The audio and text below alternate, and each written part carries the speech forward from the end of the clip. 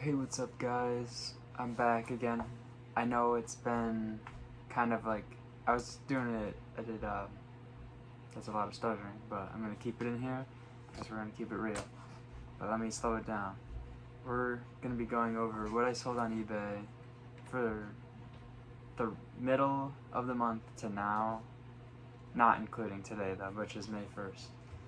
But what I sold for the whole time, I'm not gonna do what I did before and post every single thing because I'm sure that's repetitive and little $5 there like each time is not the coolest thing. So I'm gonna show you the coolest stuff and stuff you should probably look out for out there in the wild, which you guys probably call bolos, but I just call them cool things. But I did $2,000 in sales, which isn't a lot, but I don't have that much, like I'm not able to list a lot.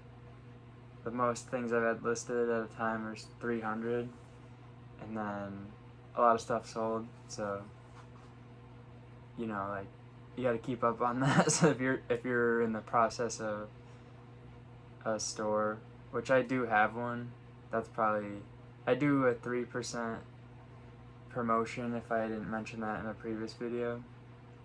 But I kind of did a basic breakdown of how many sales from each category I did. Like I said, it's about 2,000 total, but after like the fees, that's about 600 off from that. So let's say I made 1,500 or so after the shipping labels and all that. But a lot of it came from Pokemon this month, which is cool, but I did have an issue with one where the buyer was like, yeah, I knew this was gonna happen. I refunded them $100 from a $150 purchase, which they gave me positive feedback for. So like I understood the situation. I just was like, if you watch that video where I said I got fake cards and I had to like sell stuff to make up for it, or that's pretty much it. I mean, I wasn't really paying attention to condition, so you should just always look for your condition wise of things. Like, you don't want to be hurting yourself like that happened to me.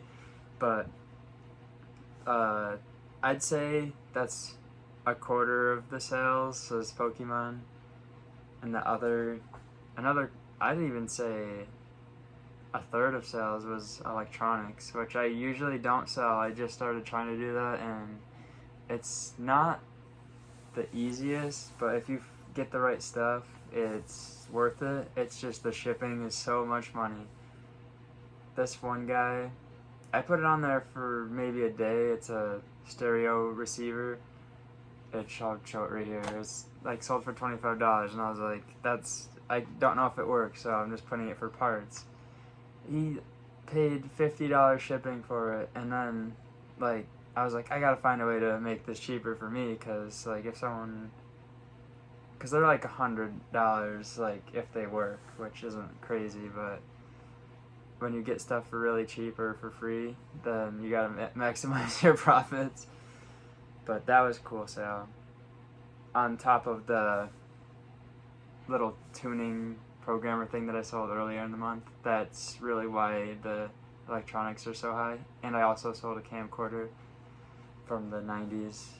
I think so. It might be early 2000s.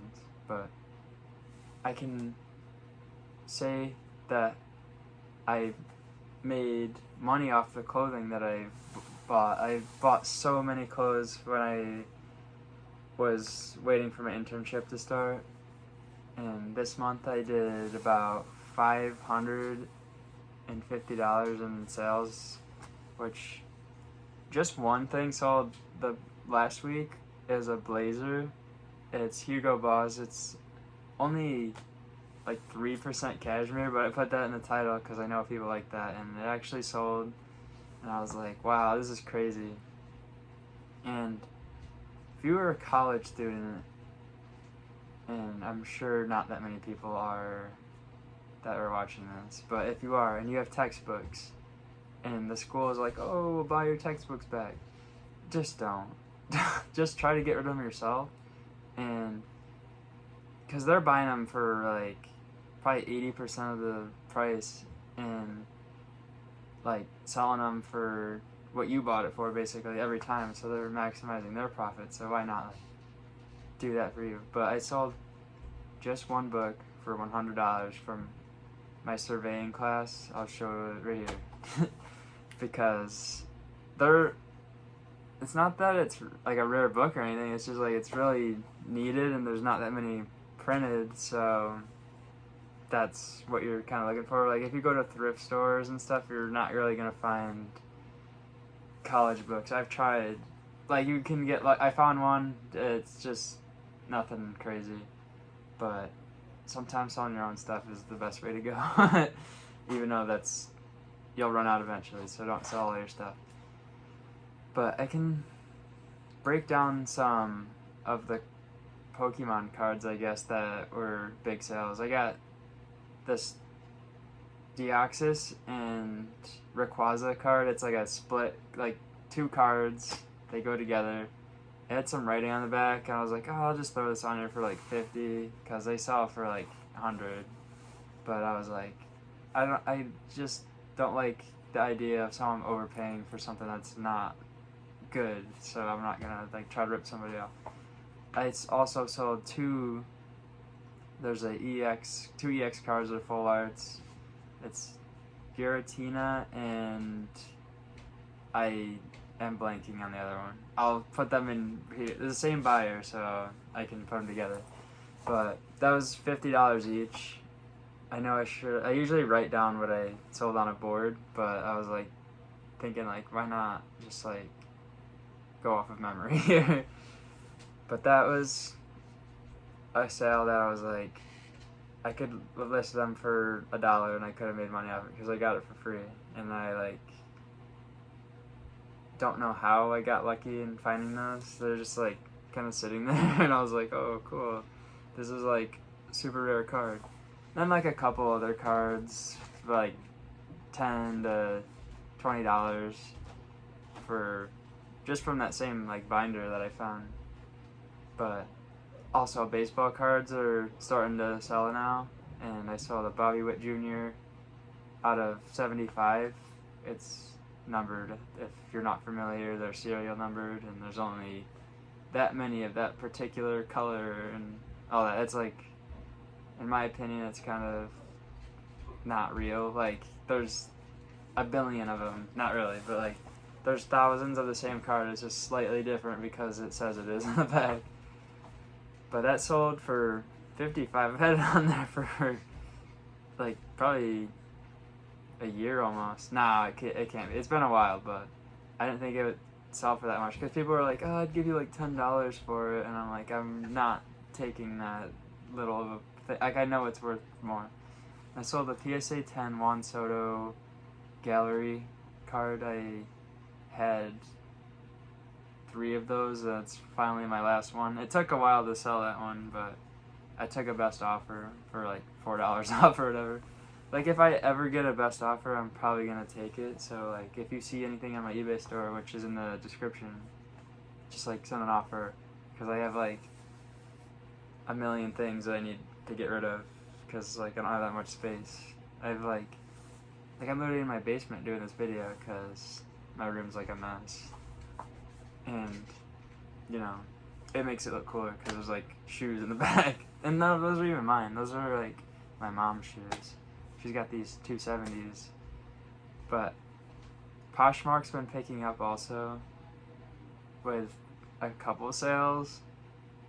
Probably made about $80 on Poshmark, which I got all that stuff for like probably like $15 total. So it's some profit, but I'm gonna like pause the video now and get a better idea of what I'm gonna talk about next, but I'll be right back.